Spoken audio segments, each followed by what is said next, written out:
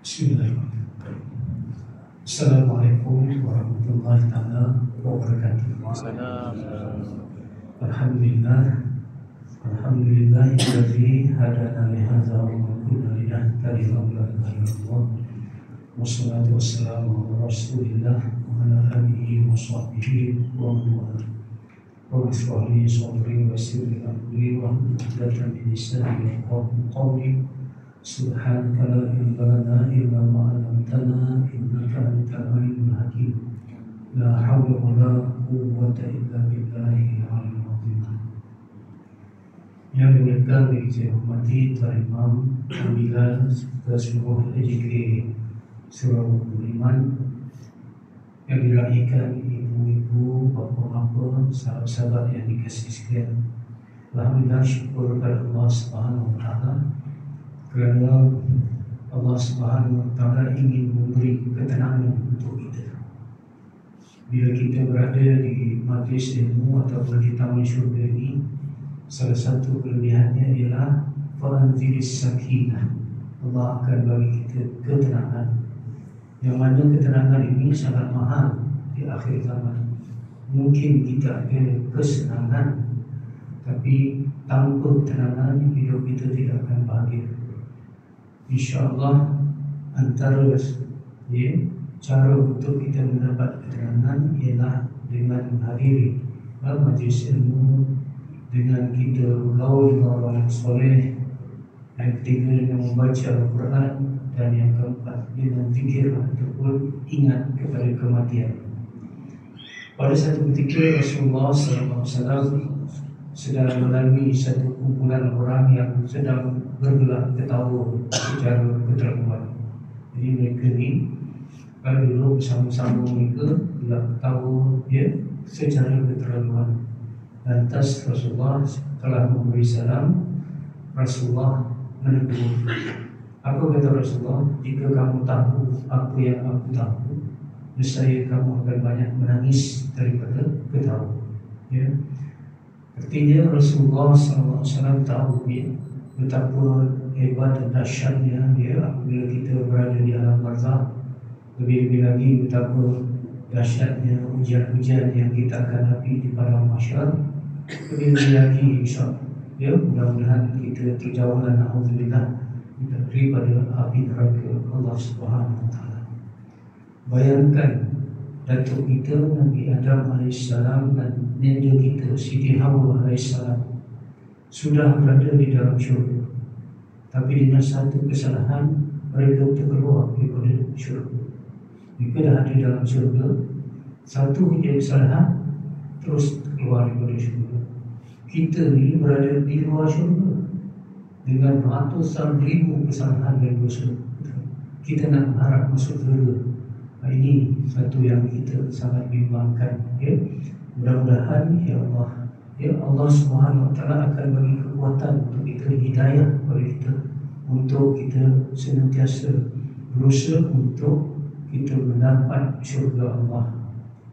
Tapi pada masa yang sama kita perlu takut kepada neraka Allah. Inilah yang diucapkan oleh syair-syair sufi yang kita dengar, ila hilastul firdausi ahlan wala aqwa ala naril jahim.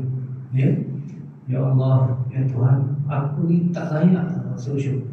Tadilah tak layak nak masuk syurga, tapi aku ni takut pula kepada neraka. Nak masuk syurga rasa tak layak, nak pergi neraka takut pula. Jadi apa jalan keluarnya? Ya Allah, ampunilah dosa-dosa kita. Itu saja. Mudah-mudahan Allah akan ampunkan dosa-dosa kita. Dosa kita ni terasa berat kalau kita beriman kepada Allah. Tapi kalau kita tak yakin kepada Allah dan hari akhirat, dosa ni kita ambil mudah, kita ambil remeh-temeh. Subhanallah, dalam satu hadis Rasulullah SAW menegaskan bahawa orang mukmin itu apabila dia melakukan dosa, dia rasa gunung nak menghampap diri dia. Gunung nak menghampap diri dia. Tapi orang-orang yang derhaka, orang yang fasik, apabila melakukan dosa, dia merasakan seperti lalat saja yang ada kat hidung. Itu saja. Dia tak rasa yes, akan perkara-perkara yang boleh membawa kita kepada dosa, sama ada secara kita sedar ataupun tidak sedar. Subhanallah, contohnya sajalah apabila disebut dosa di dalam Al-Quran dan kemudian diberi tahu pula balasannya, itu dosa yang besar. Fawailun lil musallin, neraka wil bagi orang yang solat, alladzina hum bi salatihim sahun, orang yang lalai dalam solatnya. Jadi itu ada ancaman, kemudian ada neraka besar. Macam mana kita sekarang khusyuk tak kita dalam solat? Dengan apabila kita Allahu Akbar, segala dunia ni nampak kecil, yang besar hanya Allah Subhanahu Wa Taala. Jadi itu pun payah kita nak tegakkan sungguh-sungguh. Solat saja itu tiang agama. Itu pun kita berempas belas. Dah umur 60 tahun macam saya ni, nak khusyuk solat tu pun ya Allah berempas belas. Kita macam-macam ingatan kita bila kita nak solat ni. Mudah-mudahan itu akan dapat memberi satu dorongan untuk kita merasa kita ni memang tak layak masuk syurga, tapi kita berusaha untuk dosa kita diampunkan Allah hingga kita dapat terhindar daripada api neraka. Seperti mana minggu yang lalu ataupun minggu-minggu yang lalu saya telah menegaskan bahawa saya akan berkongsi tentang tujuan hidup kita, iaitu ibadat kepada Allah Subhanahu Wa Taala. Manusia ini diciptakan bukan pencipta. Oleh itu kita ni tak tahu macam mana atau untuk apa kita datang ke dunia. Yang tahu ialah pencipta kita, Allah Subhanahu Wa Taala menegaskan, wa ma khalaqtul jinna wal insa illa liya'budun. Tidak dijadikan jin dan manusia melainkan untuk ibadah kepada Allah. Kalau kita tengok ayat ni, sepintas lalu, artinya subhanallah, perkataan wa ma, tidak, illa, melainkan, itu satu kalimah peneguhan. Maksudnya hidup kita ni seluruhnya, pagi, petang, siang, malam, dalam keadaan baring, keadaan berdiri, duduk dan sebagainya, semua kena beribadah kepada Allah, kena menjadi hamba kepada Allah Subhanahu Wa Taala. Jadi menjadi hamba Allah ini adalah tugas kita sepanjang hayat, dan juga 24 jam sehari semalam kita kena beribadah kepada Allah Subhanahu Wa Taala. Lalu orang bertanya, kalau begitu ibadah saja, bila kita nak mencari rezeki? Bila kita nak buat perkara-perkara lain, makan, minum, kita bekerja dan sebagainya, berniaga? Jadi kena solat sajalah, kena baca Quran sajalah. Jadi ayat ini yang pendek ini dihuraikan oleh ulama-ulama. Ulama-ulama ni dia bukan sahaja melihat ayat yang tersurat, tetapi dia boleh mentafsirkan sesuatu yang tersirat. Jadi oleh kerana ulama warasatul anbiya, mereka adalah waris-waris Nabi, maka kita merujuk kepada ulama. Dan saya katakan dulu bahawa ibadah ini terbagi kepada 3, iaitu ibadah asas, iaitu yang kata fardu ain, mandatory. Kita tak boleh wakilkan orang untuk menjalankan ibadah asas ni. Apa dia? Rukun iman yang 6 dan rukun Islam yang 5. Wajib kita mempelajari, wajib kita memahami dan meyakini rukun iman yang 6. Kita wajib mempelajari, kita wajib memahami, dan wajib kita mengamalkan rukun Islam yang 5. Inilah yang kata ibadah asas, foundation ataupun tapak kepada segala kebaikan. Sebab itu kita belajar tentang rukun iman dan rukun Islam ni yang dipecahkan oleh para ulama kepada tauhid, fiqh dan tasawuf ataupun akhlak ini fardu ain. Pernah saya mendengar seorang ulama, dia mengatakan ada dosa yang kita buat 5 minit, ada yang dosa yang kita buat 30 minit, tapi ada dosa yang kita buat sepanjang hayat. Apa dia? Bila kita tidak selesai soal fardu ain. Ini dosa sepanjang hayat. Jadi kita teruslah menambah kita ilmu kita. Tadi saya mendengar satu kuliah, iaitu tentang anjing. tentang anjing. Simple. Anjing ni kalau dia anjing yang terlatih, dilatihlah macam anjing polis, anjing buruan ni, kalau dia kita bawa memburu, dia pergi tangkap kancil ke apa ke yang makanan yang halal, kita boleh makan. Kita boleh makan. Sebab anjing ni terlatih untuk memburu ke, jaga rumah ke, dia dah pandai dah. Tapi kalau anjing ni anjing liar, kalau dia katalah dia cengkam ayam tu mati, kita tak boleh makan. Kalau anjing liar, kalau anjing yang mati boleh makan. Kita memburu. Kita memburu anjing dulu, kemudian cepat sekali kita sembelih, boleh makan. Jadi apa bezanya anjing yang liar dengan anjing yang terlatih? Anjing yang terlatih ni ada ilmu. Anjing liar ni tak ada ilmu. Jadi kalau anjing pun yang berilmu tu dilebihkan oleh Allah berbanding dengan anjing yang tak ada ilmu, apatah lagi manusia. Manusia lagi lah. Kalau dia berilmu, subhanallah, dia akan teranglah jalan dia untuk dalam hidup dia. Dan ilmu yang terpenting ialah ilmu fardhu ain. Fardhu ain. Yang kedua, ibadah sunat. Saya dah katakan ibadah sunat ini adalah ibadah-ibadah selain daripada rukun iman dan rukun Islam. Macam baca Quran sunat, memberi sedekah sunat, kemudian solat duha sunat, puasa Isnin Khamis sunat, apa lagi? Puasa 6 pun sunat. Jadi ini amalan-amalan sunat. Sunat ni ada juga terbahagi dua, sunat yang muakkadah dan sunat ghair muakkadah. Sunat yang muakkadah ni macam sembelih kurban. Itu satu sunat yang sangat dituntut, sangat dituntut.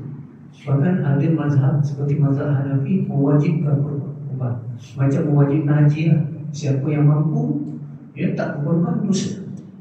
Mazhab Syafi'i tak begitu. Jadi inilah yang kita kata ibadah sunat ni yang muakkadah, dan selain itu yang ghair muakkadah. Jadi untuk apa ibadah sunat ni? Ibadah sunat ni supaya kita dapat menampung kekurangan ibadah asas tadi. Kalau solat kita tadi, solat wajib tadi, kita ada kelemahan, ada lumpang-lumpang, ada temu-temu sini, koyak-koyak kat sini, ditampung juga dengan solat sunat. Kalau puasa kita pula, kita tak jaga mata, tak jaga mulut, macam mana nak tampung puasa kita dengan puasa sunat? Jadi puasa sunat menampung puasa wajib, solat sunat menampung kekurangan dalam solat yang wajib, yang lima waktu. Dan yang kedua, fungsi ibadah sunat ini untuk dekatkan diri kita kepada Allah, untuk mendapat cinta Allah. Saya dah tegaskan pada minggu-minggu yang lalu. Tetapi yang paling kita tak sedar itu ibadah ialah ibadah umum. Ini kita tak sedar. Tak sedar kita itu satu ibadah. Ibadah umumnya selain daripada ibadah asas, selain daripada ibadah sunat, semua masuk ibadah umum. Artinya banyak sungguh ibadah umum. Apa dia antaranya? Kita buat makan, minum, mencari rezeki, kita berkenduri, berniaga, kalau ibu memasak, membasuh, mengemas rumah, semua termasuk dalam ibadah umum.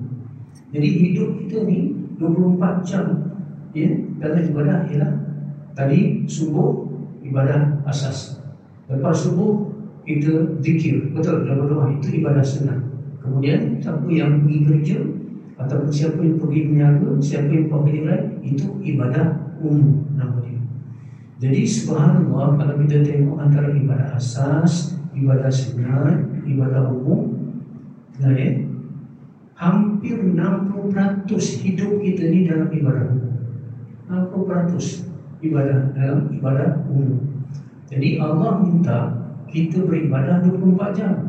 Jadi ibadah umum ni selalunya, minta maaf kita sedar itu ibadah, tapi kadang-kadang kita tahu itu ibadah, tapi kita tak sedar itu ibadah.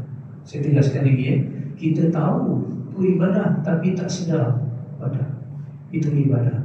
Saya buat contoh, kadang-kadang pergi komunikasi, Subhanallah, kalau kita katakanlah kita musafir jauh-jauh, kita masuk check in ke hotel pukul 2 pagi, 3 pagi kemudian masuk waktu kata 5.54 sekarang ni, 5.54. Kita 3 pagi 5.54 tu lebih kurang 2 jam lebih je. Itu pun wajib. Ini ibadah asas kita bangun solat. Betul? Saya nak tanya, walaupun kita ngantuk sangat, walaupun kita seorang saja dalam bilik hotel tu, kawan-kawan tak ada, isteri tak ada, anak kita seorang je. Kita gambar tak kita, kalau solat subuh tu 2 rakaat, kita potong 1 rakaat, lepas tu kita tidur. Takkan kita buat macam tu. Sebab kita tahu dan sedar itu ibadah. Tapi kalau dalam kerja-kerja kita ni, berniaga kadang-kadang, kemudian kita bekerja, kadang-kadang kita penting, kadang-kadang kita curi tulang, kadang-kadang kita curi masa, sedangkan itu ibadah umum. Ibadah umum ni, subhanallah, yang banyak berkaitan dengan hablum minan nas, manusia. Tapi kalau solat tadi kita tak potong 2 rakaat jadi 1 rakaat, tak gamak kita buat itu. Orang kata macam mana haprak sekalipun iman kita takkan buat itu. Tapi curi tulang, curi masa, rasuah ni kita tengok hari-hari. Kalau dulu kita dengan juta-juta rasuah, betul tak? Itu pun rasuah. Sekarang bukan juta lah, bilion-bilion. Jadi macam mana? Itu kadang-kadang kita dalam ibadah asas kita sedar ibadah asas. Contoh puasa, bulan puasa bulan puasa, siang hari bulan puasa kita mandi, shower lah daripada atas lepas tu air termasuk dalam mulut kita. Betul? Siapa yang telan? Tak ada orang telan, tak ada siapa pun telan. Betul? Masa kecil-kecil dulu kumur-kumur 3 kali, 2 kali, 1 kali je keluar, 2 kali masuk. Itu masa kecil-kecil. Kalau dah dewasa macam ni, tak ada siapa pun nak tengok. Tapi kita buang. Sebab apa? Kita rasa puasa tu adalah ibadah. Betul? Tapi kenapa kita, orang yang sama, yang tak minum setitis air pun kalau masuk dalam puasa, tapi orang yang sama makan rasuah? Kenapa dia menipu? Dalam pekerjaan, dalam perniagaan dan sebagainya. Subhanallah. Sebab dia tak rasa tu ibadah umum tu satu ibadah. Dia rasa ini lain, yang ibadah ni solat, yang ni puasa, ini ibadah yang lain. Baik, jadi kita punya agenda malam ni sikit sebanyak macam mana kita nak jadikan ibadah yang dikatakan ibadah umum tu, macam mana nak makan jadi ibadah, macam mana nak berpakaian jadi ibadah, macam mana kerja, macam mana berniaga, macam mana memasak, macam mana mencuci, boleh jadi ibadah. 2 syarat. Ada syarat ni. Kadang-kadang dalam masyarakat kita ni, dia tengok macam ni, kalau saya niat saya baik, jadi ibadah. Satu je, niat baik je, pegang satu syarat je, niat baik je. Katanya, saya niat saya baik kerja ni, dengan pendapatan ni saya bagi bantu ibu di kampung, anak adik-adik belajar di kampung. You kerja apa? GRO. Tak jadi lah. Betul, walaupun niat baik, tak boleh. Sebab dia ada 2 syarat. Pertama, niatnya kerana Allah. Yang kedua, cara ataupun kaedahnya mengikut sunnah Rasulullah SAW. Dia ada 2. Niat kerana Allah, ini tujuan kita ibadah kerana Allah SWT. Yang kedua, kaedah ataupun cara mesti ittiba dengan sunnah Rasulullah ataupun mengikut jalan yang ditunjuk oleh Rasulullah SAW. Tiap-tiap apa yang kita buat, kita memasak, betul? Ini kita nak bagi makan keluarga kita supaya keluarga kita ini dapat tenaga, dapat kekuatan untuk solat, untuk ibadah yang lain. Kita mencari rezeki. Dengan rezeki yang halal ni, insyaAllah kita dapat membina rumah, yang mana dengan rumah ni kita boleh tegakkan baiti jannati, rumahku syurgaku, dengan itu. Jadi akhir apa saja yang kita buat tu terus kita kaitkan dengan Allah. Tidak makan setakat itu je, makan untuk kenyang, setakat itu je, makan nak sedap, nak kenyang, tak jadi ibadah. Makan nak kenyang supaya dapat tenaga, supaya dapat ibadah kepada Allah. Itu tujuan dia. Boleh ya? Yang kedua, dia mesti ikut jalan yang ditunjukkan oleh Rasulullah. Rupa-rupanya apabila kita bersyahadah, syahadah kita ya, syahadatain, maksud kali dua kalimah syahadah ataupun syahadatain, maksudnya macam la ilaha illallah, itu adalah tujuan, niat kerana Allah ya. Wa asyhadu anna Muhammadar Rasulullah, itu jalan dia. Jadi setiap kali kita mengucapkan dia kata la ilaha illallah, syahadat ni artinya kita mengulang-ulang tujuan hidup kita. Tujuan hidup kita, tujuannya Allah. Cara nak pergi kepada tujuan itu ialah dengan mengikut sunnah Rasulullah dalam apa saja. Sebab tu ia kena ada ilmu. Satu ketika dalam satu ceramah, sebelum saya ceramah, pengurusi itu dia sampaikan satu ceramah. Saya masih ingat lagi, dia rebau di sini nanti. Waktu itu pengurusi itu cakap, bila kita nak berzikir, kita menggunakan fa'lam annahu la ilaha illallah. Betul? Fa'lam annahu apa? Ketahuilah ya, afdal zikri fa'in la ilaha illallah. Ya, itu fa'lam annahu ya. Maksudnya ketahuilah zikir yang paling utama ialah la ilaha illallah. Betul tak?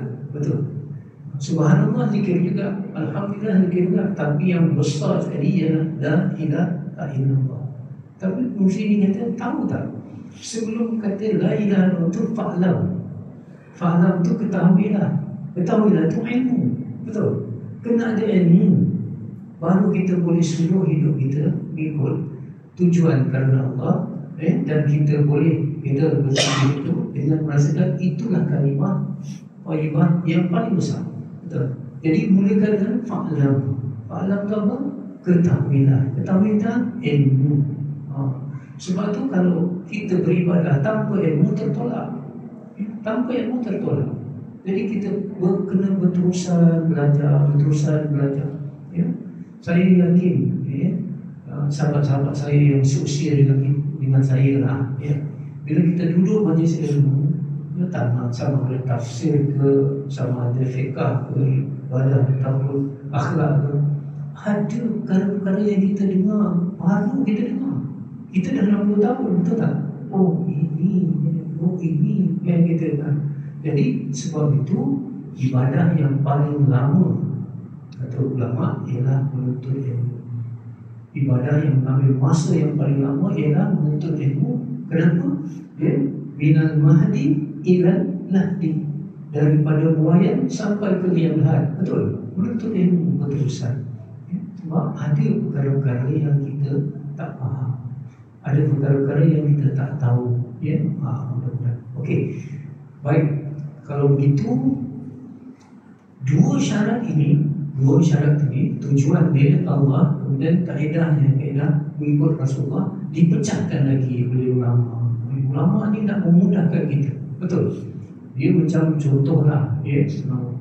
Kita nak dapat air, boleh kita pergi daki semua mencari air yang betul-betul. Betul. Tapi susah lah. Nak pergi ikut hutan, nak mendaki gunung, nak cari sumber air.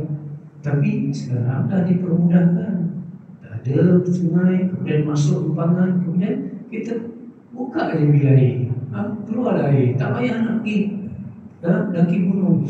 Jadi ulama macam tu, dia perlukan ilmu tu pada kita. Dia dah tahu bahasa Arab, dia tahu dah soal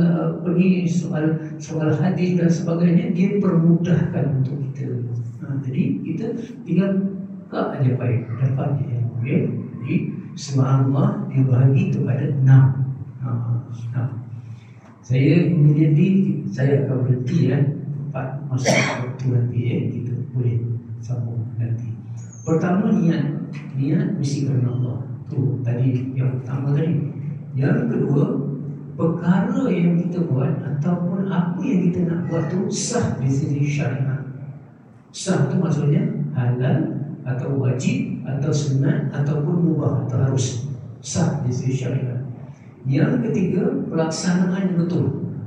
Itu laksanakannya betul. Yang keempat, ya, tidak tinggal ibadah yang asas. Kita buat kalau itu tak tinggal ibadah asas. Ibadah asas tadi apa? Rukun iman dan rukun Islam. Yang kelima, dibuat dengan terbaik, optimum. Ataupun bahasa dalam Quran, dalam hadis kata itqan. Itqan itu ditukar dalam bahasa Melayu tekun, tapi tak dapat sepenuhnya. Itqan itu dengan maksud tekun. Kalau kita lihat satu hadis yang diriwayatkan oleh Baihaqi, Allah Subhanahu Wa Taala sayang apabila seseorang itu melakukan satu pekerjaan, satu usaha atau apa kerja buat dia buat dengan terbaik. Itu Allah sayang. Jadi kita kena buat yang terbaik. Yang keenam, kesan daripada ibadah tu bukan saja ibadah tu niatnya betul, sah di sisi syariat, tidak tinggal ibadah asas, dibuat dengan terbaik, tapi selepas tu kesan dia macam mana? Cuba kita tengok, ya. Ambil contoh mudah, ya, subhanallah. Ambil contoh mudah, ya, makan. Makan ni hari yang kita makan, betul, ya? Tapi ada orang yang makan dapat kenyang saja, tapi ada orang yang makan dapat kenyang dan dapat pahala. Ini yang kita tahu, ya. Jadi macam mana makan nak dapat pahala? Setengah orang kalau makan nak dapat pahala, baca doa Allah barik lana, ya, satu sujud, ya. Tapi yang paling tepat sekali 6 syarat ini. Tengok 6 syarat ini macam mana makan jadi ibadah. Maksudnya daripada kita meletakkan tangan kita menyentuh makanan sampai kita kenyang dan basuh tangan balik, semua itu jadi ibadah. Kalau 30 minit ambil makan, 30 minit jadi ibadah kepada Allah Subhanahu Wa Taala. Dengan syarat 6 syarat. Pertama, kita makan ni bukan untuk hidup semata-mata. Makan untuk hidup, hidup untuk makan. Dia pusing-pusing macam tu lah. Betul? Tanya pakcik, kita tengok pakcik tu sedang jogging dekat tu Tasik Biru kan. Kita berhenti. Pakcik ni jogging untuk apa? Pakcik jogging nak sihat.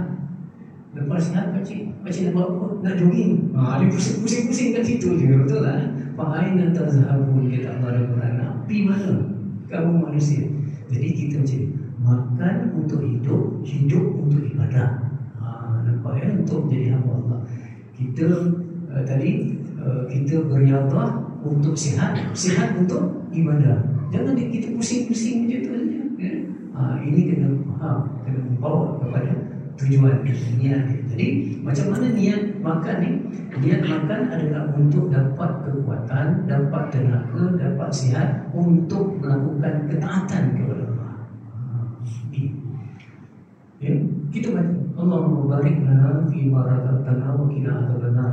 Ini doa panjanglah. Doa pendeknya bismillah tak boleh dah, ya. Kita pertama Allahumma barik lana fi ma razaqtana. Kita minta barakah pada rezeki yang kita makan. Ya, barakah. Lepas tu wa qina adzabannar. Selamatkanlah kami daripada api neraka. Kalau ikut logik kita nak makan, lepas tu kena ingat neraka. Tak kena. Orang kata kalau ikut logik kita lah. Kalau makan tentulah kita nak happy-happy ni. Allahumma barik lana fi ma razaqtana wa qina adzabannar. Yang belakang tu wa qina adzabannar. Tapi kadang-kadang kita tak cakap, kita tak ambil, kita steady makan, tapi masa makan tu diingatkan. Macam mana? Kita minta keberkatan makanan. Berkat tu apa? Satu, yang sedikit mencukupi. Yang sedikit mencukupi. Sehingga dalam hadis kata makanan untuk seorang boleh dimakan 2 orang kalau berjemaah. Makanan untuk 2 orang boleh dimakan 4 orang kalau berjemaah. Kalau 4 orang boleh cukup 4 orang, boleh dimakan sampai 8 orang, 2 kali ganda. Boleh faham ya macam tu, ya? Kalau makan berjemaah tadi, yang Rasulullah SAW diberitakan 3 perkara ni Rasulullah tak pernah buat sendiri. Tak pernah dia buat sendiri. Pertama, makan. Rasulullah tak pernah makan sendiri. Mesti makan berjemaah. Yang kedua, Rasulullah SAW tidak pernah bermusafir seorang. Mesti dia ada kawan. Yang ketiga, Rasulullah SAW mesti solat berjemaah. Ya. Jadi makan berjemaah ni, subhanallah, ada keberkatan. Satu, tadi berkat apa? Ziyadatul khair, kebaikan yang berganda-ganda. Tengok dia makan. Pertama, kita makan dapat tenaga. Tenaga tu untuk kita buat taat, bukan untuk derhaka. Wakina azabana. Kita makan, kalau kita dengarkan Allah, subhanallah, Allah akan cukupkan makanan. Kalau kita makan pula kerana Allah, tadi Allah akan hindarkan kita daripada penyakit-penyakit akibat terlalu makan. Sebab dalam Quran ada kata, jangan kita ambil separuh je. Kulu washrabu. Kita ambil makan dan minumlah. Yang itu je kita pegang. Yang belakang satu lagi, wala tusyrifu. Jangan kamu berlebih-lebihan.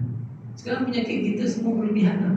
Semua bila kita berlebihan gula, diabetes, bila berlebihan kolesterol, semua yang lebih-lebih semua Jadi kita harap kita dapat tadi niat kita tu untuk ibadah supaya kerana Allah. Itu makan. Satu syarat dah penuh. Right. Yang kedua, makan ni. Makan ni macam mana? Makan ni sah dari syariat. Makan ni hukumnya apa? Makan. Hukumnya apa makan?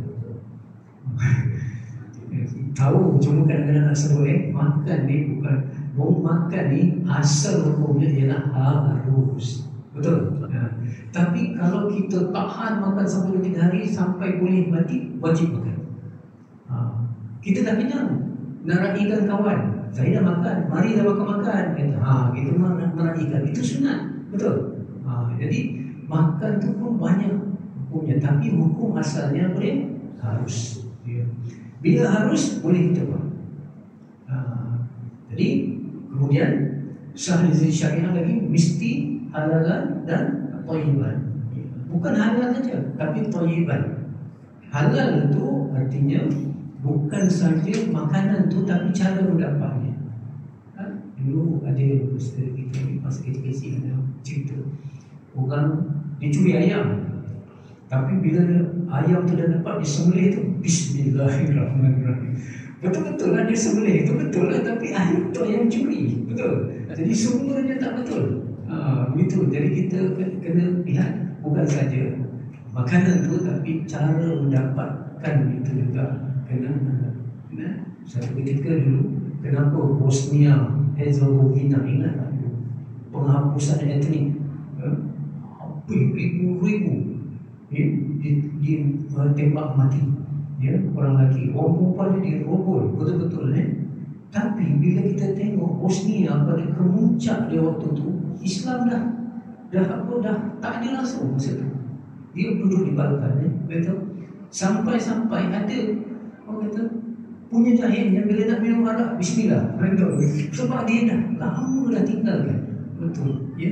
Jadi subhanallah, datang puasa, hancurkan. Lepas tu bila mereka kena musibah tu, mereka bangun juga. Jadi Bosnia ni sekarang ni makin dekat dengan Islam. Kita tak tahu tu. Satu kadang-kadang kita nampak macam bahaya, tetapi ada benda kebaikan. Macam Gaza sekarang. Gaza sekarang hancur lebur, betul Tapi kena ingat, orang yang di Gaza inilah lahirnya Imam Syafi'i, dan kebangkitan Islam nanti akan bermula di tempat itu. Boleh faham Gaza, Jordan, Syria, dekat situ, dekat di situ. Yang subhanallazi asra bi 'abdihi lailan minal masjidil haram ilal masjidil aqsa barakna haulahu. Barakna haulahu maksudnya Masjidil Haram pergi ke Masjidil Aqsa, dan tanah itu diberkati. Jordan, kata Syria, lagi apa? Gaza, Palestin, itu tempat kebangkitan Islam akan bermula di situ. Maksudnya pengistirahat Imam Mahdi pun dekat di situ. Jadi kita tak tahu. Sekarang ni kita hancur lebur macam mana?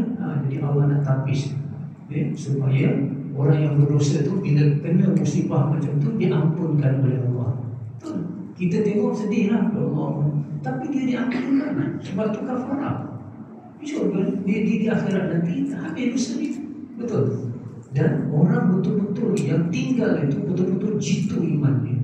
itulah yang akan menjadi penegak kebenaran di akhir zaman. Okey, dah masuk dah? Belum lagi 8.44. Okey, kita masuk sahih syariat. Halalan, kita makan tu mesti halalan. Tak cukup halalan, mesti thayyiban. Thayyiban ni apa? Thayyiban ini ialah dia baik. Baik tu apa? Tidak tercemar makanan tu, tidak expired. Kalau roti tu halal, tapi tengok tarikh dia dah expired, itu tak thayyiban. Maksudnya mudarat kalau kita makan. Betul kan?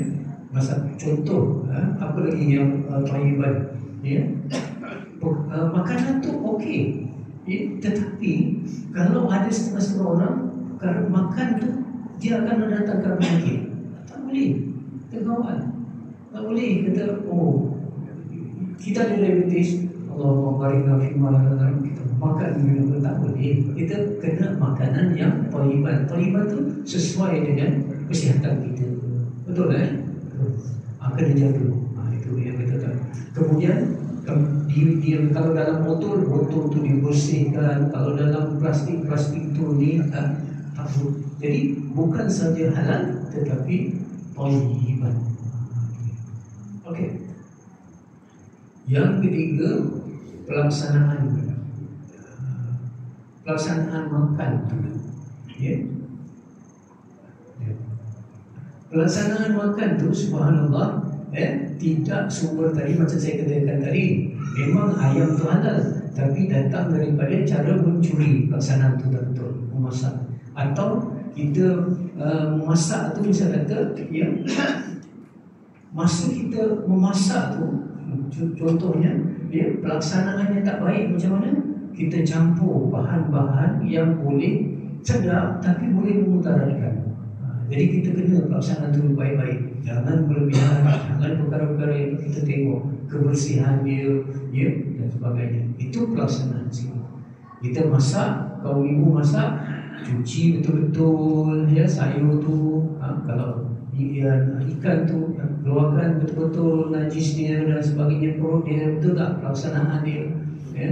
Masa kita masak tu, bisa kata kalau sayur jangan maksudnya kita masak tu sampai hilang zat dia kalau lama-lama sangat. Jadi Islam ni memang teliti pelaksanaan yang baik.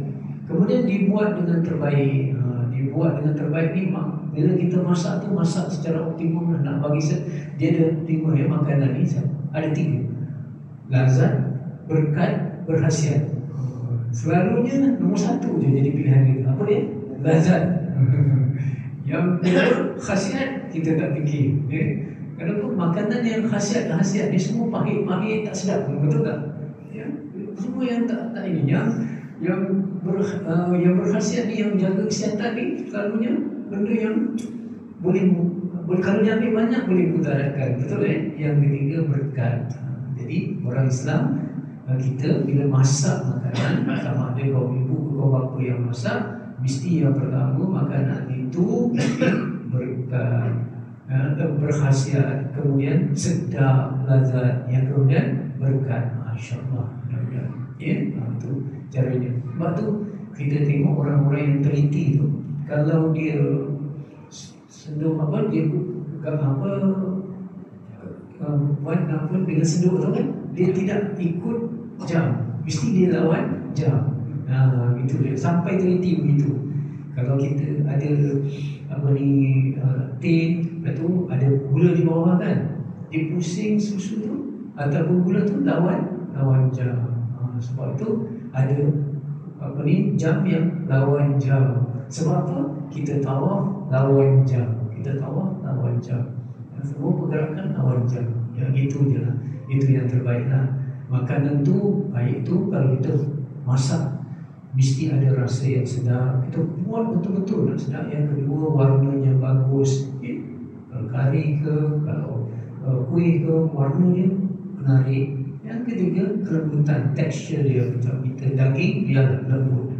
Itu yang kita buat dengan terbaik. Ya, bukan saja makanan tu halalan, bukan saja thayyiban, tapi kita masak dengan terbaik. Bagi, ya. Seterusnya, kenapa Kalau orang masak yang terbaik ni, dia masuk kepada hadis yang mengatakan Allah sayang seseorang apabila dia melakukan satu perbuatan dia ataupun kerja, dia melaksanakan dengan itqan. Jadi kaum ibu, kalau dia masak sedap, zat berkhasiat, suami dia mesti sayang dia. Tapi ingat, bukan saja suami sayang, tapi Allah sayang kerana dia buat itu dengan terbaik. Faham maksud saya? Kalau kita kerja dalam organisasi ke perniaga ke, kita kerja dengan terbaik, tepat waktunya yang terbaik. Waktu tu majikan kita sayang kita, atasan sayang kita. Sebenarnya bukan saja atasan sayang, yang lebih atas iaitu Allah pun sayang. Sebab kerja tu ibadah. Jadi ibadah tu terbaik. Sebab tu kita tengok Siti Aisyah, ibu kita, Ummatul Mukminin, masa dia nak bagikan sedekah dengan duit dinar atau duit dirham, terlebih dahulu dinar dan dirham tu disapu dengan minyak wangi. Sapu dengan minyak wangi. Jadi bila orang tanya kenapa sapu dengan minyak wangi, dia nak bagi harum. Sebab yang kita bagi ni kerana Allah, kita buat yang terbaik untuk manusia. Boleh faham bagi yang baik. Kita ni kadang-kadang minta maaf saya juga lah pernah, bila ada banjir, kita kan diminta bagi baju-baju. Kebanyakan kadang-kadang baju tu sampah sebenarnya. Nak clear kita punya almari je kat rumah. Kita bagi tengok dah, bajunya tebuk sini. Apa tu? Kita mesti bagi yang terbaik supaya orang boleh pakai. Betul? Kalau kita masak, kalau kita nak bagi, masakan kita tahan tak bagi makan, tapi bila nak dekat basi baru bagi orang sebelah. Masak tu bagi yang baik kalau kita nak bagi. Sebab tu subhanallah, kita kena jaga macam kalau kita buat sesuatu ni, bila kerana Allah, kita bagi yang terbaik. Baik. Sebab tu bila korban itu kan cerita Qabil dan Habil kan. Qabil ni dia pertanian. Bila diperintahkan berkorban, dia pilih hasil pertanian yang orang kata yang cikai sekali lah. Orang kata yang cak ayam dia bagi tu, yang macam kalau gandum tu gandum yang tak jadilah dia bagi sebagai tu. Tapi Habil dia peternak. Bila berternak, bila dia minta berkorban, dia bagi lembu ataupun binatang yang gemuk yang paling dia sayang, dia bagi. Sebab tu sampai sekarang, mula ni kita buat korban kan, binatang tu jangan cacat, mesti cukup umur, betul? Jangan dia sakit, betul? Lagi apa? Mesti dia gemuk. Jadi alhamdulillah kita dah makin buat, sebab kita nak bagi yang terbaik kepada Allah Subhanahu Wa Taala. Sehingga dalam Quran kata, kalau kamu pergi untuk mendirikan solat, pergilah dengan pakaian yang terbaik. Pakaian kita yang terbaik. Sebab kita nak menghadap Malik Yaumiddin, Raja di hari akhirat. Ni Raja segala raja ni. Saya nak tanyalah, saya sendiri macam dijemput oleh Pertuan Agong, pakai singlet je. Bila orang kata tak, saya akan pilih baju terbaik. Kalau tak ada, beli baju baru. Cantik-cantik. Sebab nak menghadap yang di Pertuan Agong. Sebab tu kita beradab bila kita nak solat ni, itu sebab tu pakai wangi-wangian, yang pakai yang terbaik, Tapi kalau kita dah emergency, tak kisahlah, gitu. Jadi pertama kita mesti buat yang terbaik. Sebab apa saja dalam Islam ni kita beri kepada yang terbaik. Yang seterusnya sikit 2 minit lagi. Masak, memang masak bagus, niat dah bagus, pelaksanaan dah bagus, dah dibuat masak yang terbaik. Ada satu lagi syarat, jangan sampai masak atau meninggalkan ibadah asas. Macam mana?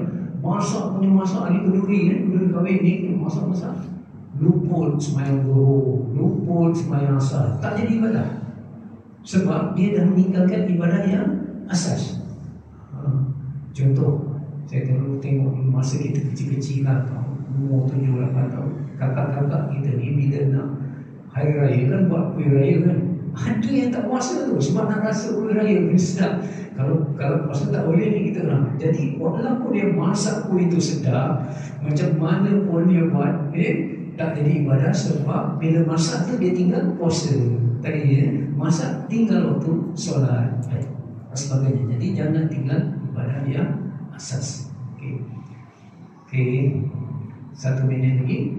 Jadi di sinilah kita nampak seterusnya mudah-mudahan yang kesan jadi baik. Itu yang akhir sekali. Natijah dia yang kesan. Jadi sebelumnya niat, kemudian perkara yang dibuat itu sah dari syariat semasa, kemudian pelaksanaannya betul semasa, kemudian dibuat dengan terbaik semasa, selepas past tense itu mesti bagus. Baik, jangan bila dah kita masak dah sedap, masakan ni sedap, kamu ni siderik lah. Tengoklah saya, dia bangga lah. Jadi dia maksudnya makanan tu dah bagus, tapi selepas tu berbangga-bangga. Lepas kita masak tu macam kita nak jadikan masakan itu sebagai alat untuk kita macam minta nama ke, nak berbangga-bangga ke. Sorry, tak jadi ibadah. Ya? Kesannya mesti baik, insyaAllah. Itu saja yang dapat saya sampaikan.